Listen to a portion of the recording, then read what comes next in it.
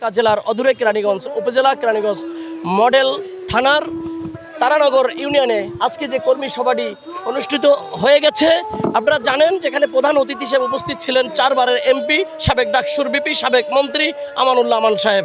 এখানে বিশেষ অতিথি হিসেবে উপস্থিত ছিলেন ইরফান ইবনে আমান অমি, তার সুযোগ্য সন্তান, সুযোগ্য উত্তরসূরি ইরফান ইবনে আমান অমি।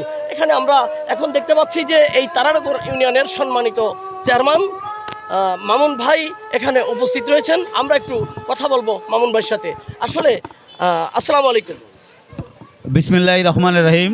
আপনারা জানেন যে তারানগর ইউনিয়নের 1 নং ওয়ার্ডের আজকে বিএনপি ও অঙ্গ সংগঠনের কর্মী সভায় উপস্থিত ছিলেন কেরানীগঞ্জে মা মাটি মানুষের নেতা, 90 গণঅভ্যুত্থানের মহানায়ক, ডাকসুর বিপি, কেরানীগঞ্জ থেকে 4 বার নির্বাচিত সংসদ সদস্য, সাবেক মন্ত্রী এবং ঢাকা মহানগর উত্তরের আহ্বায়ক দেশনেত্রী বেগম খালেদা জিয়ার অন্যতম উপদেষ্টা আলহাজ আমানুল্লাহ আমান এবং তা বিশেষ অতিথি উপস্থিত ছিলেন আলহাজ আমানুল্লাহ আমানের সুযোগ্য উত্তরসূরি ঢাকা জেলা বিএনপির সাংগঠনিক সম্পাদক এবং ঢাকা 2 আসন জনতার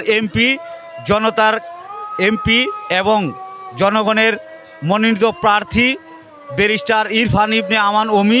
আজকের এই 1 নং ওয়ার্ড বিএনপির কর্মী সভার আজকের এইটাই মেসেজ ছিল যে আগামী নির্বাচনে আমরা 10টি ইউনিয়নে 90টি ওয়ার্ডে ব্যারিস্টার অমির নেতৃত্বে এবং আলহাজ আমানুল্লাহ আমানের নেতৃত্বে কর্মী সভা হবে। 10টি ইউনিয়নে 90টি ওয়ার্ডে কর্মী সভা হবে। সেই কর্মী সভার উপলক্ষে আজকে আমাদের 1 নং ওয়ার্ড বিএনপি অঙ্গ সংগঠনের এই প্রস্তুতি সভায় এই মেসেজ দেওয়া হচ্ছে যে আগামীতে যেই ওয়ার্ডে সর্বোচ্চ বেশি ভোট দিয়ে ব্যারিস্টার অমিকে নির্বাচিত করবে সেই ওয়ার্ডে আমানুল্লাহ আমানের কাছে সবচেয়ে জনপ্রিয়তা থাকবে। তো সেই লক্ষ্যে আমরা সকল অঙ্গ সংগঠন মিলে প্রতিটি ওয়ার্ডে সর্বস্তরের মানুষ কাজ করবে, আজকের থেকেই কাজ করবে, ধানের শীষের জন্য কাজ করবে। যেই ওয়ার্ড থেকে সর্বোচ্চ বেশি ভোটে ব্যারিস্টার অমি নির্বাচিত হবে সেই ওয়ার্ডের নেতাকর্মীরাই আলহাজ আমানুল্লাহ আমানের কাছে আস্থাভাজন হিসেবে চিহ্নিত হবে, ব্যারিস্টার অমির কাছে চিহ্নিত হবে। তাই আমরা ঘরে বসে না থেকে আজকে থেকেই ব্যারিস্টার অমির জন্য আমরা মেসেজ দিয়ে দিচ্ছি প্রতি ওয়ার্ডে সকল অঙ্গ সংগঠন মিলে দলের জন্য যেন কাজ করে আগামী দিনে কান্ডারি জনতার এমপি ব্যারিস্টার ইরফান ইবনে অমিকে যেন আমরা এমপি হিসাবে গড়ে তুলতে পারি, সেই লক্ষ্যে আমরা কাজ করতে পারি।